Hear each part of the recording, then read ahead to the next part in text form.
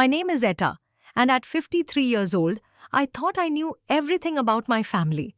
Living alone on our 50-acre ranch in Oklahoma. Since my husband Frank passed 3 years ago, I had settled into a peaceful routine of caring for livestock, tending my vegetable garden, and enjoying the quiet solitude of rural life. But lately, something felt different about my son Marcus and his wife Sarah during their visits. There was a tension I could not quite put my finger on, hushed conversations that stopped when I entered the room, and a distance that seemed to grow wider each time they came to see me. I had no idea that my instincts were preparing me for the shock of my lifetime. Before I share what happened that night, I would love to know where you are watching from. Please hit that like button if you have ever had a gut feeling something was not right, and do not forget to subscribe because this story will make you question everything you thought you knew about family trust. Now let me tell you about the night that changed everything. The ranch had been our dream, Frank's and mine. We bought this land back in 1978 when Marcus was just a baby, drawn by the rolling hills and the promise of building something lasting for our family. The main house, built in 1960, was a sturdy two-story structure with a wraparound porch that Frank had restored board by board. Behind it stood the old grain silo, the cattle barn, and the equipment shed where Frank kept his tractors and tools. Our vegetable garden stretched along the south side of the property, and beyond that lay the pastures where we raised cattle and horses. Every morning, I would walk the fence line, checking on the animals and breathing in the fresh Oklahoma air. Frank used to say this place had good bones, and he was right. We had poured our hearts and souls into every acre, every building, every fence post. Marcus grew up here, learning to ride before he could properly walk, helping his father with chores, and dreaming of the day he might take over the family business. He was such a sweet child, always eager to please, always ready to lend a hand. Frank and I assumed he would eventually settle down here, maybe build a house on the back 40, raise his own children on the same land where he had grown up. But then Marcus met Sarah in college. She was a city girl from Tulsa, beautiful and sophisticated in a way that seemed to dazzle our son. When they married 5 years ago, I tried my best to welcome her into our family. Sarah was polite enough, but I could see in her eyes that she found our way of life primitive and outdated. She would wrinkle her nose at the smell of the barn, complain about the dust, and spend most of her visits scrolling through her phone instead of engaging with the ranch activities. Over the years, I watched my son change. The boy who once loved sunrise cattle calls and harvest seasons began talking about opportunities in the city, about Sarah's career in marketing, about how isolated and inconvenient rural life could be. Their visits became shorter and less frequent. When they did come, Marcus seemed distracted, anxious, even as if he had something weighing heavily on his mind, but could not bring himself to share it with me. The first real warning sign came 3 weeks ago, when Marcus called me on a Tuesday evening, which was unusual since he normally called on Sundays. His voice sounded strained as he asked seemingly casual questions about the ranch paperwork. Did I have copies of the property deed? Where did Dad keep the original will? Had I ever considered updating the legal documents since Frank's death? I found his questions odd, but answered them honestly. Frank had been meticulous about keeping records, and everything was properly filed in the steel cabinet in his old office. Marcus seemed relieved to hear this, but when I asked why he needed to know, he brushed off my concerns, claiming he was just trying to be responsible about family matters. The following weekend, Sarah surprised me by showing unusual interest in our surroundings. She walked through the house with her phone, taking pictures of Frank's antique gun collection, the vintage farming equipment displayed in the barn, and even the old oak furniture we had inherited from Frank's parents. When I asked about her sudden photography hobby, she smiled sweetly and said she wanted to create a family album for Marcus. But something about her explanation felt hollow. Then there was the conversation I accidentally overheard. I had gone to the kitchen for a glass of water when I heard Marcus talking quietly on his phone in the living room. He was discussing money, large amounts of money, and something about needing to move quickly before anyone could interfere. His voice carried a desperation I had never heard before, and when he noticed me in the doorway, he quickly ended the call, claiming it was just a work matter. Mrs. Patterson, our neighbor to the east, mentioned during our weekly coffee that strangers had been asking questions about our property. Real estate agents, she thought, though they had not approached me directly. She described them as a well-dressed couple, driving an expensive car, definitely not locals. This news sent a chill down my spine because I had given no one permission to evaluate my property. Sarah's behavior became even more peculiar during their next visit. She spent considerable time measuring rooms, examining the structural condition of buildings, and asking detailed questions about utility costs, property taxes, and maintenance expenses. She claimed to be helping Marcus understand the financial burden I faced as a widow, but her questions felt more like an appraisal than concern for my well-being. Marcus began suggesting that I might be happier in a smaller place somewhere, more manageable for a woman my age.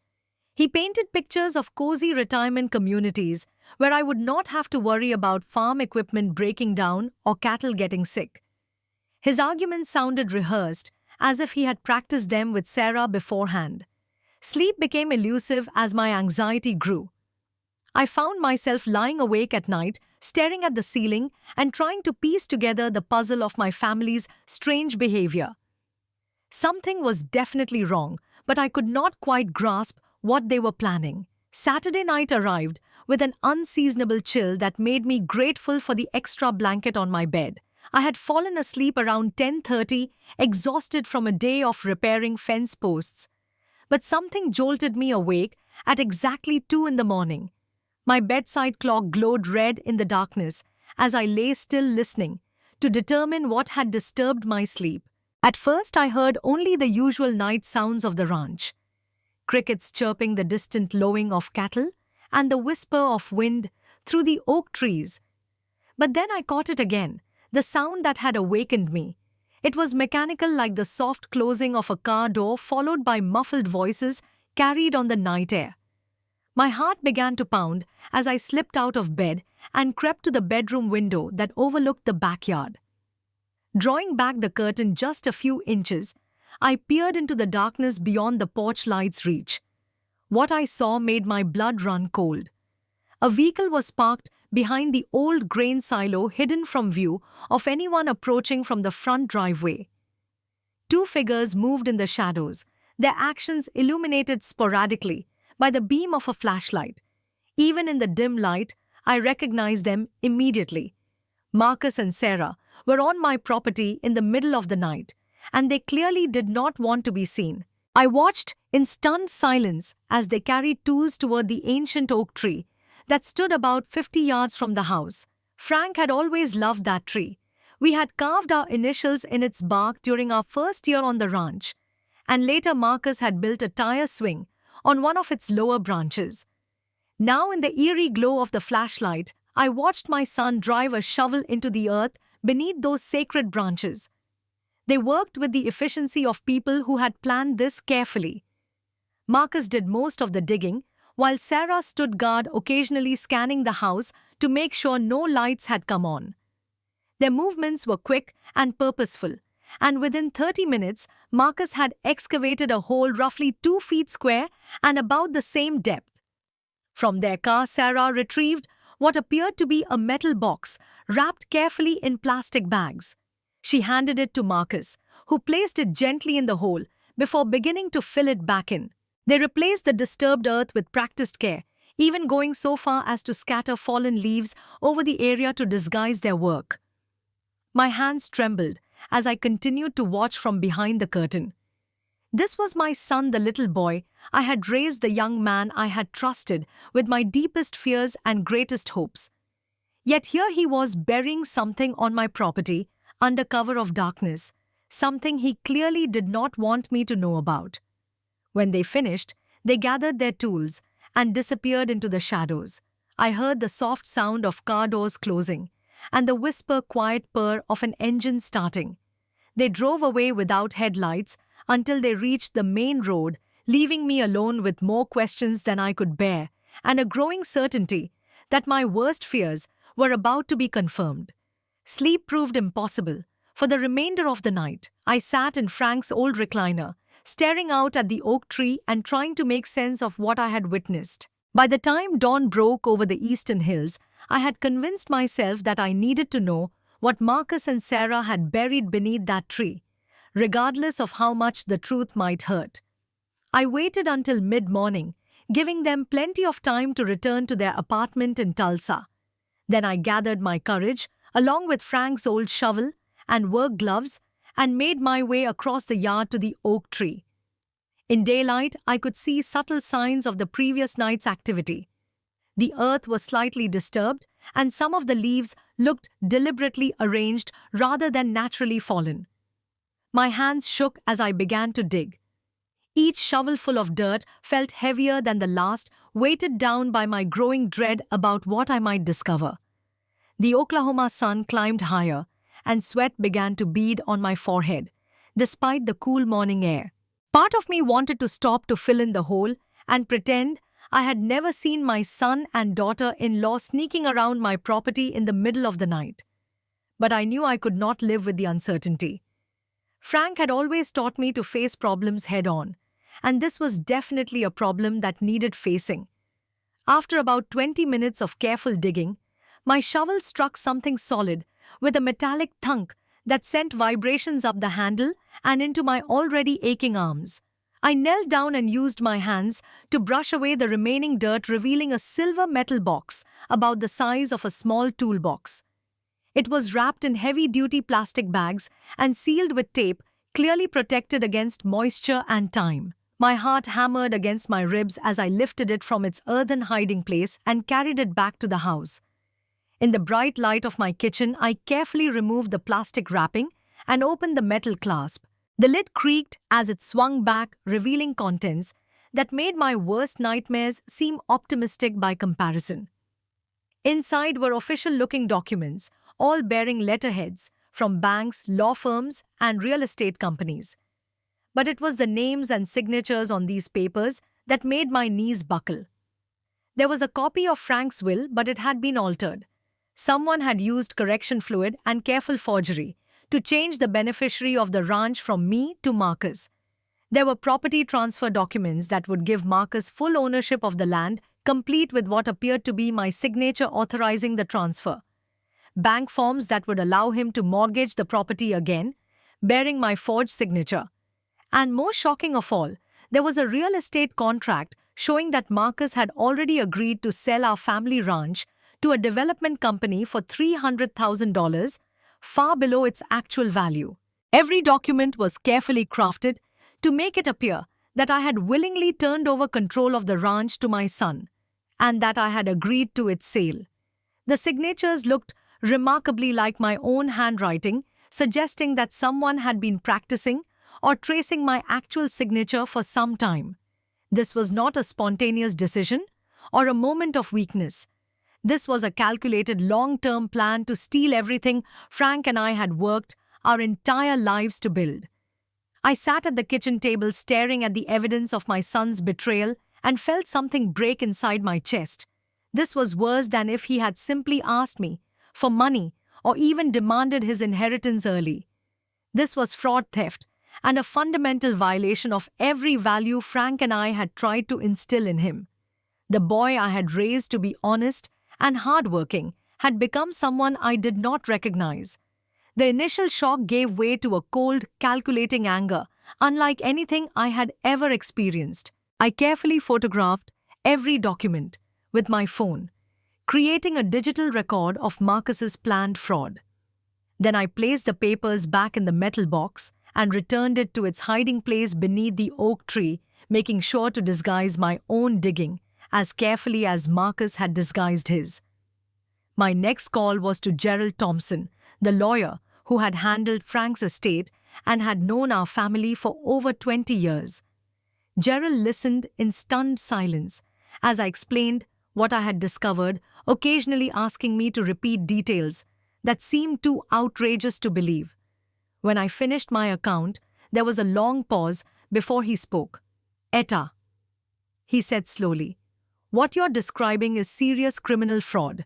If Marcus attempts to use any of these documents, he could face federal charges. Are you absolutely certain about what you saw and found?" I assured him that I was completely certain, and we arranged to meet the following Monday to discuss my legal options. Gerald advised me to document everything, avoid confronting Marcus directly, and under no circumstances sign any papers he might present to me in the coming days.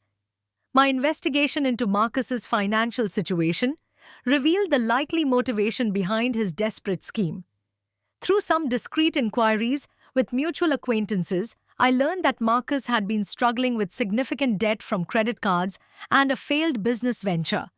Sarah's expensive tastes had apparently pushed them beyond their means, and they were facing bankruptcy without a substantial infusion of cash.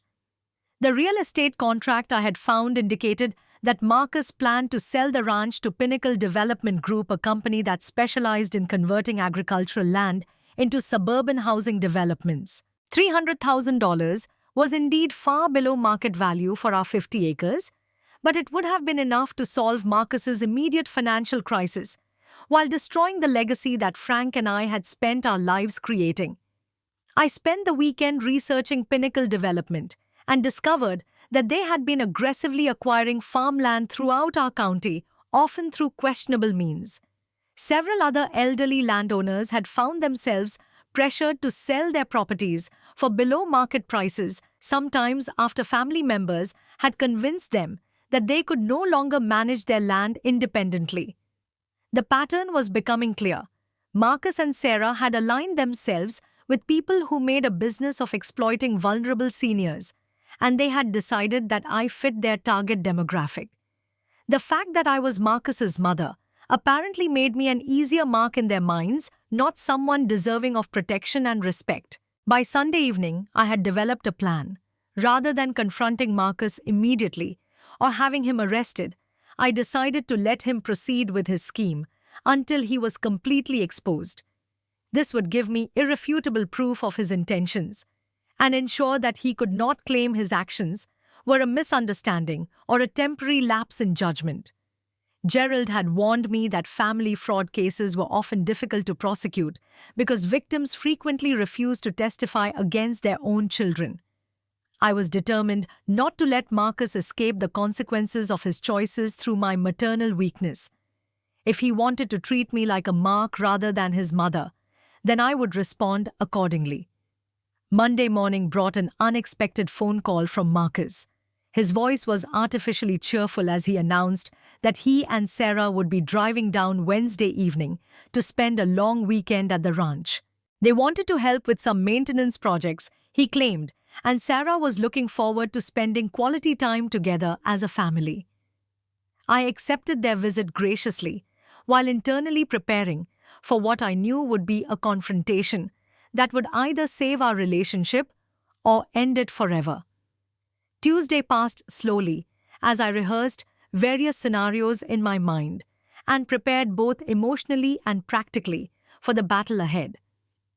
Wednesday evening arrived with Marcus and Sarah pulling into the driveway just as the sun was setting behind the western hills.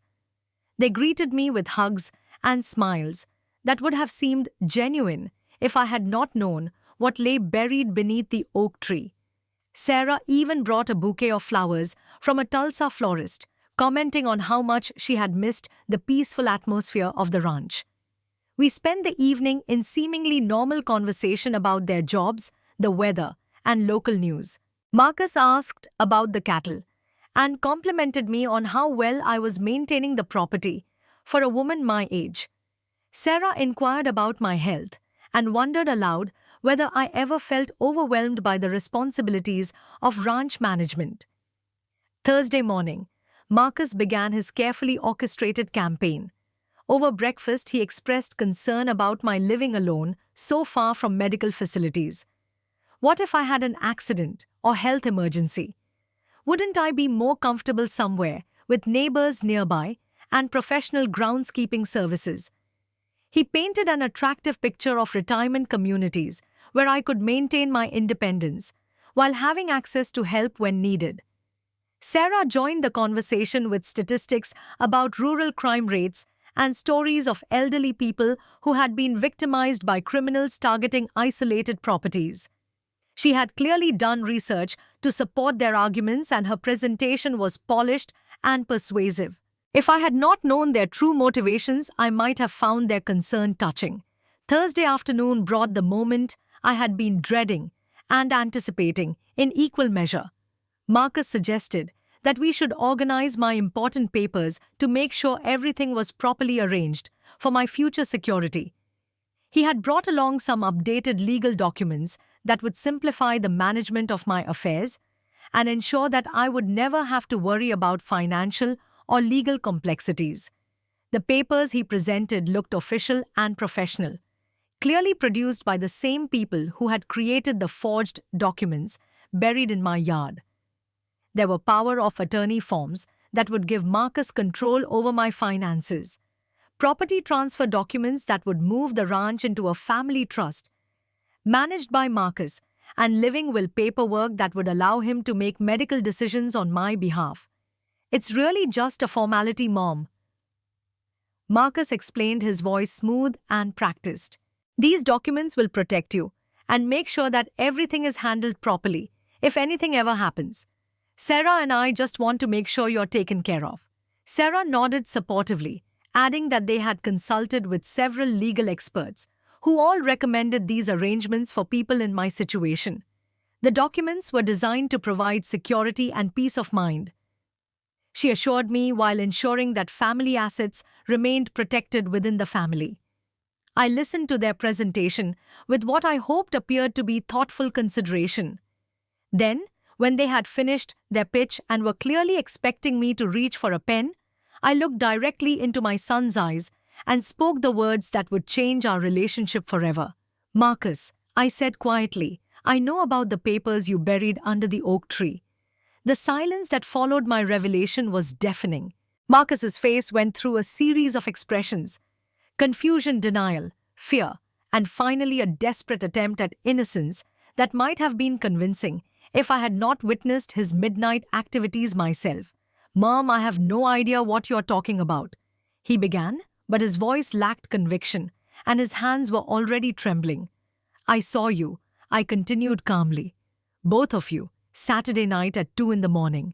I watched you dig a hole under the oak tree and bury a metal box full of forged documents. I dug it up the next day and photographed everything inside. Sarah's reaction was more immediate and revealing. Her mask of concern slipped, completely replaced by a cold calculation that showed me exactly who I was really dealing with. You had no right to spy on us, she snapped, and you certainly had no right to dig up our property. My property, I corrected her firmly. This is my land, my ranch, and my oak tree. And those are my forged signatures on documents designed to steal everything my husband and I worked our entire lives to build. Marcus finally found his voice, and the words that came out broke my heart completely. Instead of remorse or explanation, he immediately went on the attack.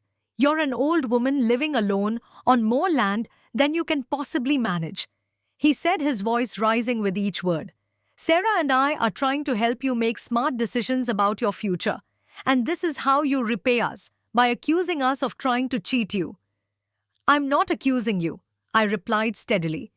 I'm stating facts. You have already signed a contract to sell this ranch to a development company for $300,000. You have forged my signature on documents that would transfer ownership to you without my knowledge. This is not help, Marcus. This is fraud. The argument that erupted filled the kitchen with shouted accusations, desperate justifications, and painful truths that could never be taken back. Marcus claimed that he was drowning in debt and that I had more money than I could ever spend.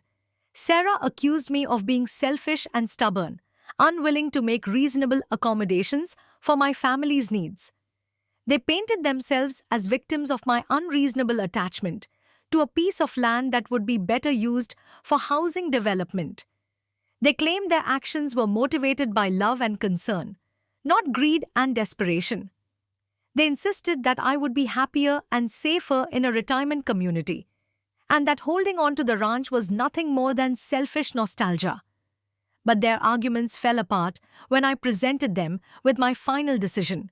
You have two choices, I told them, my voice steady, despite the emotional storm raging in my chest. You can leave my property immediately and never contact me again, or I can call Sheriff Morrison right now and have you both arrested for fraud, forgery, and conspiracy to commit theft. Marcus broke down, then the last of his pretenses crumbling, as he realized the magnitude of what he had risked and lost. Through his tears, he tried to explain how desperate their situation had become, how Sarah had convinced him that I would be better off without the burden of the ranch, how they had planned to take care of me with the proceeds from the sale. But his explanations only made the betrayal more painful. Even in his confession, he was trying to justify what he had done, rather than taking responsibility for it. Sarah, meanwhile, showed no remorse whatsoever. She blamed me for being unreasonable, blamed Marcus for being weak, and made it clear that she viewed our entire family relationship as nothing more than an obstacle to her financial goals. In the end, they gathered their belongings and left without another word. Marcus looked back once as they drove away, and I saw in his face a mixture of regret and resentment that told me our relationship might never recover. Sarah stared straight ahead, already planning her next move in a life that would no longer include me or my ranch. I stood on the front porch until their car disappeared down the long driveway, taking with them the last remnants of my illusions about family loyalty and unconditional love. The weeks that followed were among the loneliest of my life, but also among the most liberating. Gerald Thompson helped me change all the locks, update my will to reflect my new understanding of my son's character, and put legal protections in place to prevent any future attempts at fraud. The forged documents were turned over to law enforcement, though I ultimately decided not to press criminal charges against Marcus. The decision not to prosecute was not born of weakness or misplaced maternal love. Rather, I realized that having a criminal record would make it even harder for Marcos to rebuild his life and perhaps find his way back to the values Frank and I had tried to teach him.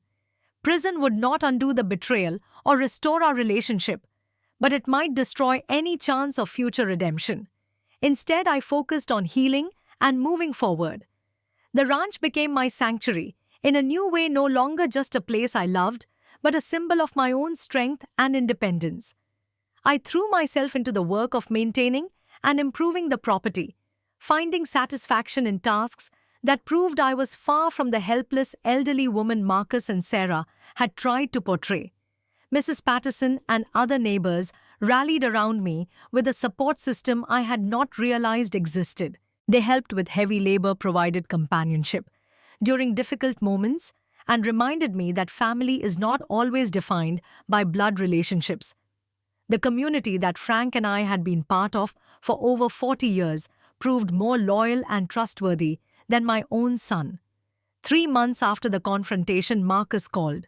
His voice was subdued as he apologized for what had happened and tried to explain how desperate and confused he had become. Sarah had left him, he said, taking what remained of their money and moving in with someone who could better support her expensive lifestyle. He was living in a cheap apartment and working 2 jobs to pay off their debts.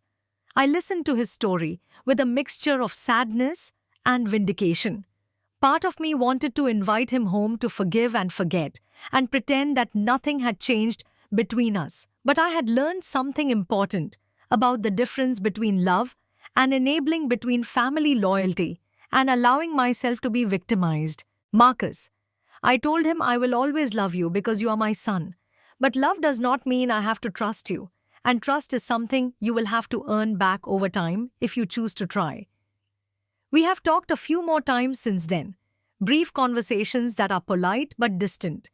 He has not asked to visit the ranch, and I have not invited him. Perhaps someday we will find a way to rebuild some form of relationship, but it will have to be based on mutual respect rather than the assumed obligations of family. In the meantime, I have discovered freedoms I never knew I was missing. For the first time in my adult life, I make decisions based solely on my own judgment and desires. The ranch operates according to my vision, my timeline, and my values. I have updated my will to leave the property to a land conservancy that will preserve it as working farmland rather than allowing it to be developed into suburban sprawl. Some might call my decision harsh or unforgiving. They might argue that family should always come first, that children deserve endless second chances, and that material possessions matter less than relationships. But I have learned that protecting what you love sometimes requires difficult choices, and that enabling destructive behavior is not the same thing as loving support. Frank used to say that land remembers everything that happens on it, the good times and the struggles, the growth and the loss. Our oak tree still bears the initials we carved decades ago, now weathered and grown wider with time, but still visible to anyone who knows where to look. The hole that Marcus dug beneath it has been filled in and reseeded, leaving only the faintest trace of disturbance that will disappear completely with the next growing season. But I will remember. I will remember the night I watched my son try to steal my legacy. And I will remember the morning I chose to fight back. Most importantly, I will remember that sometimes the hardest thing about loving someone is learning when to let them go, even when that someone is your own child. But in choosing to protect what my husband and I built together, I found something I did not know. I had lost my own strength. The ranch continues to thrive under my care, and I continue to find purpose and joy in its daily rhythms. Every sunrise over the eastern hills reminds me that I made the right choice, even though it was also the most painful choice of my life. And when visitors comment on how well I manage such a large property for a woman my age, I smile and think about the night that taught me just how capable I really am.